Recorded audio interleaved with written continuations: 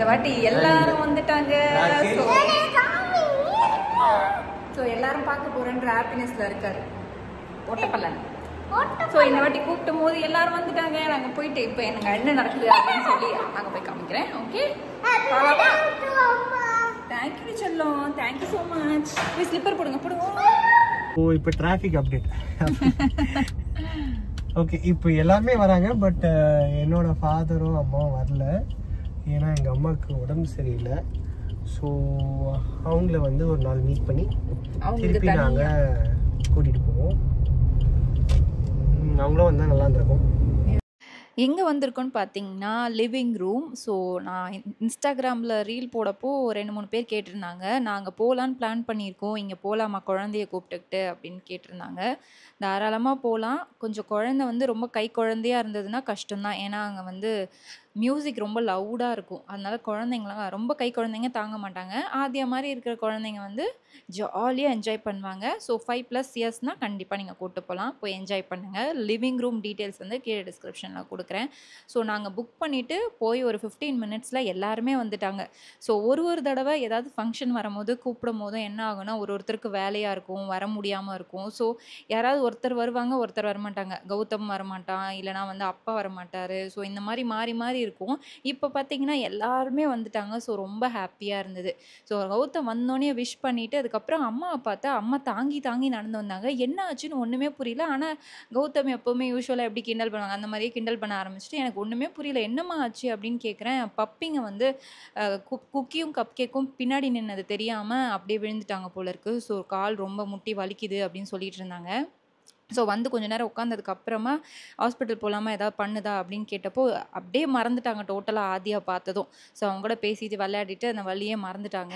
என்ன நடக்க போகுதுன்னு எனக்கு தெரியாமே நான் பாட்டு ஜாலியாக சுற்றிக்கிட்டு இருக்கேன். பட் மற்ற எல்லாருக்குமே விஷயம் தெரியும் போல இருக்குது. எனக்கு ஆதியாவுக்கு ராகுலுக்கு தெரியவே தெரியாது. ஸோ நாங்கள் பாட்டு ஃபுட் ஆர்டர் பண்ணுறதுக்குள்ளே அந்த சேஞ்ச் பண்ணுற விஷயம்லாம் நடந்தது. வேறு டேபிளுக்கு மாறணும் அப்படின்னு சொல்லிட்டு. ஸோ அந்த வேலையெல்லாம் பார்த்துட்டு இருந்தோம். ஸோ கொஞ்ச நேரம் ஆச்சு. கௌதமும் சௌபியும் வந்து எங்கள் 2 பேத்துக்கு கிஃப்ட் கொடுத்தாங்க. எனக்கு தான் பர்த்டே, இருந்தாலும் என் பையன் கோச்சிப்பான் இல்லையா. ஸோ அவனுக்காக ரொம்ப நாளாக கேட்டுட்டு இருந்தான், சித்தி வாட்ச் வாங்கித்தா.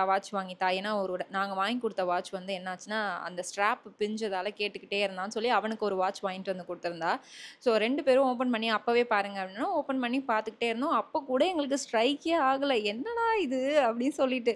அதுக்கப்புறம் சாப்பிட்டெல்லாம் முடிச்சுட்டு அவள் வந்து ஒரு ரிவீல் பண்ணான். ஸோ இந்த வீடியோ வந்து அவங்களோட சேனலில் சூப்பராக எக்ஸ்க்ளூசிவாக வரும். ஸோ எங்களை வந்து அதை எடுக்க வேண்டாம் அப்படின்னு சொன்னதுனால நாங்கள் எடுக்கலை. இன்னொரு விஷயம் நான் கன்வே பண்ணணும்னு நினைக்கிறேன். அது வந்து அவங்களோட பர்சனல் விஷயம். ஸோ அவங்க ஒரு யூடியூபர், நான் ஒரு யூடியூபர். ஸோ வந்து இது என்னதான் அக்கா தங்கச்சியாக இருந்தாலும் ஒருத்தருக்கான பர்சனல் விஷயங்கள்னு இருக்குது. அது அவங்க சேனலில் தான் ஃபஸ்ட்டு வரணும் அப்படின்னும் நினைப்பாங்க இல்லையா. ஸோ அதனால் எங்களை வந்து எடுக்க வேணாம் ப்ளீஸ் அப்படின்னாங்க. நாங்கள் எடுக்கவே இல்லை. ஸோ நீங்கள் வந்து அதெல்லாம் பார்க்கணும் அப்படின்னா எப்படி ரிவீல் பண்ணாங்கன்னு பார்க்கணும், அவங்க சேனலில் போய் தயவு செஞ்சு பாருங்கள், உங்களுக்கு எல்லாமே தெரிய வரும். ஸோ எனக்கு கொடுத்த கிஃப்ட்டை வந்து ஃபஸ்ட்டு ஓப்பன் பண்ணி பார்த்தேன். என்னென்னா ஒரு சல்வார் கொடுத்துருந்தா எனக்கு பிடிச்ச ப்ளூ கலரில். ஸோ எல்லாம் பார்த்து ஜாலியாக பேசிக்கிட்டே இருந்தோம்.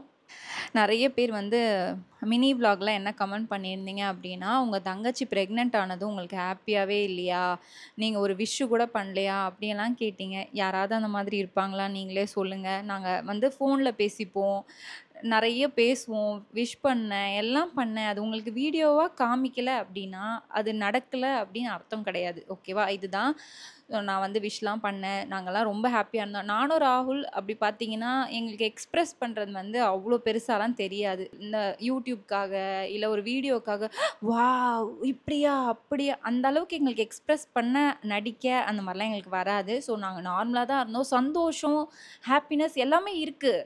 ஒரு தங்கச்சி இவ்வளோ வருஷம் கழிச்சு ப்ரெக்னென்ட் ஆயிருக்கா அப்படின்னா எவ்வளோ சந்தோஷமாக இருக்கும். அந்த சந்தோஷம் இருக்குது. ஆனால் அந்த எக்ஸ்ப்ரெஸ் பண்ணுறதுக்கு எங்களுக்கு தெரியல அப்படின்னு நினைக்கிறேன். அதே மாதிரி நான் மினி விலாக் போட்டப்போ உங்கள் தங்கச்சி வந்து ப்ரெக்னெண்ட்டாக இருக்காங்க, நீங்கள் பார்த்தீங்கன்னா ஒரு விஷ் கூட பண்ணல, கமெண்ட்டு கூட பண்ணல அப்படின்னு சொன்னீங்க. ஒரு கமெண்ட் பண்ணுறதும் ஒரு ஹார்ட் போடுறதும் தான் ஒரு விஷ் அப்படின்னா இந்த நேரில் பண்ணுறது ஃபோனில் பேசுகிறதுலாம் என்னன்னு எனக்கு தெரியல. ஸோ நாங்கள் எல்லாமே பண்ணிட்டோம். அவளுக்கு விஷ் பண்ணது, நாங்கள் ஹாப்பியானது எல்லாமே நடந்துச்சு. ஆனால் வீடியோவாக வந்து நான் எடுக்கலை. அவ்வளோதான் பெரிய மேட்டர். இது வந்து அவங்களோட பர்சனல் விஷயங்கிறதுனால அவங்க ஃபஸ்ட்டு அவங்க ரிவீல் பண்ணதுக்கு அப்புறம் தான் நாங்கள் எல்லாமே சொல்ல முடியும். எக்ஸ்க்ளூசிவாக ஃபோன் பண்ணி போடாதீங்க, சொல்லாதீங்கன்னு சொன்னதுக்கு அப்புறமா நம்ம அதை சொல்லக்கூடாது. ஏன்னா என்னதான் இருந்தாலும் அவங்க யூடியூபர்ஸ், பர்சனல் விஷயம் பர்சனலாக, யூடியூப்பில் வர்றது யூடியூப்பில் அந்த மாதிரி சில பேருக்கு புரியும் அப்படின்னு நினைக்கிறேன். ஸோ ஹர்ட் பண்ணுற மாதிரி நிறைய பேர் மினி விலாகில் கமெண்ட் பண்ணியிருந்தீங்க. ஸோ என் தங்கச்சி, நான், என் தம்பி, என் அப்பா அம்மா அப்படின்னா அது வேறு. ஸோ நீங்கள் வந்து இங்கே ஒரு நிமிஷம் ஒரு 7 நிமிஷம் பார்க்குற வீடியோஸில் இருந்து இவங்க சண்டை அடிச்சுப்பாங்க, பிடிச்சிப்பாங்க அப்படிலாம் சொல்கிறது வந்து எனக்கு கொஞ்சம் கஷ்டமாக தான் இருந்துச்சு. தயவு செஞ்சு அந்த மாதிரி கமெண்ட் மட்டும் பண்ணிடாதீங்க. என்னால் ஏன் கமெண்ட் பண்ண முடியல அப்படின்னா, நான் வந்து புது வீட்டுக்கு ஷிஃப்ட் ஆயிருக்கேனா, இங்கே ஹவுஸ் ஹெல்ப்லாம் எதுவுமே கிடையாது. ஸோ நானே தான் எல்லாமே பார்த்தாகணும். அது இல்லாமல் ஆத்யாக்கு எக்ஸாம்ஸ்லாம் வந்துருச்சு, அவனை படிக்க வைக்கணும். அதுவும் இல்லாமல் என் அங்கிள் ஆண்டிக்கு உடம்பு சரியில்லை, அப்பப்போ இங்கே வந்து போவாங்க. ஸோ அவங்களையும் நான் பார்க்கணும், அவங்க கூடயும் டைம் ஸ்பெண்ட் பண்ணணும் இல்லையா? ஸோ இதெல்லாம் இருக்குது. அதனால தான் என்னால் வீடியோ போட்டுட்டு என்னால் ரிப்ளேவும் பண்ண முடியல. ஸோ நைட்டில் நான் ஃபோன் எடுக்கிறேன் அப்படின்னா ஆத்யா வந்து எனக்கு ஃபோன் கொடு அப்படின்னு கேட்பான். அதனால நான் வந்து ஃபோன் எடுக்கிறதில்ல. ஹோப் உங்களுக்கு இந்த விஷயம் புரியும் அப்படின்னு நினைக்கிறேன்.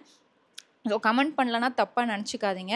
கண்டிப்பாக இன்னும் ஒரு 1 வீக்லையோ 2 வீக்லேயோ எனக்கு கொஞ்சம் ஃப்ரீ டைம் கிடைக்கும். கண்டிப்பாக உங்களுக்கு நான் கமெண்ட் பேக் பண்ணுறேன்.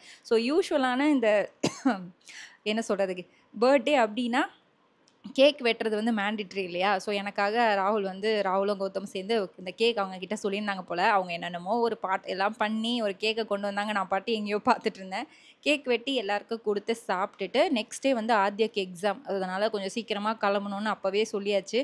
ஸோ எல்லோரும் வந்து புரிஞ்சுக்கிட்டு அப்படியே கிளம்பிட்டோம். அது எவ்வளோ தூரம் அவங்க கூட வர முடியுமோ அவ்வளோ தூரம் சார் வந்து வந்துட்டார் அப்பா அம்மா கூட. அதுக்கப்புறம் பாதியில் நின்று ஏற்றிட்டு வீட்டுக்கு கிளம்பி வந்துட்டோம். இதுதான் நடந்தது. தயவு செஞ்சு தப்பாக பேசாதீங்க. என் தங்கச்சி ப்ரெக்னென்ட் ஆனது வந்து எங்களுக்கு ரொம்ப ரொம்ப ரொம்ப ஹாப்பி. நான் பெரியம்மா, நான் பெரியப்பாலாம் ஆனது, அதுவும் ஆத்யா குட்டி பெரிய அண்ணாவாயிட்டான். அது வந்து எங்களுக்கு பெரிய பெரிய சந்தோஷம். என்னை வந்து எப்பவுமே என்ன சொல்லுவான்னா, அண்ணா கூப்பிடு, என்ன அண்ணா கூப்பிடு சொல்லிட்டே இருப்பான். இப்போ நிஜமாவே அவன் அண்ணா ஆயிட்டானா, செம சந்தோஷமாக இருக்குது. நாங்கள் ஃபேமிலியோட பயங்கர ஹாப்பியாக இருக்கோம். ஸோ நீங்களும் எங்களை விஷ் பண்ணுங்கள். அவளுக்கு நல்லபடியாக குழந்த பிறக்கணும், சூப்பரான பாப்பா பிறக்கும்னு நினைக்கிறேன். பையனாக இருக்குமா பொண்ணாக இருக்குமா அப்படின்லாம் எங்களுக்கு தெரியாது. நாங்கள் ஒரு பேரை நாங்களாக செலக்ட் பண்ணுவோம், அவங்க ஒரு பேரை அவங்களா செலக்ட் பண்ணிட்டோம். எப்படி என் பையனை அவள் புப்பு குட்டின்னு கூப்பிட்றாலோ அவள் குழந்தைய நான் வேறு ஏதாவது பேர் வச்சு கூப்பிடுவேன். என்ன பேர் வைக்கலான்னு கமெண்ட்டில் சொல்லுங்கள். இந்த மாதிரி இன்னொரு வீடியோவில் பார்க்கலாம். பை.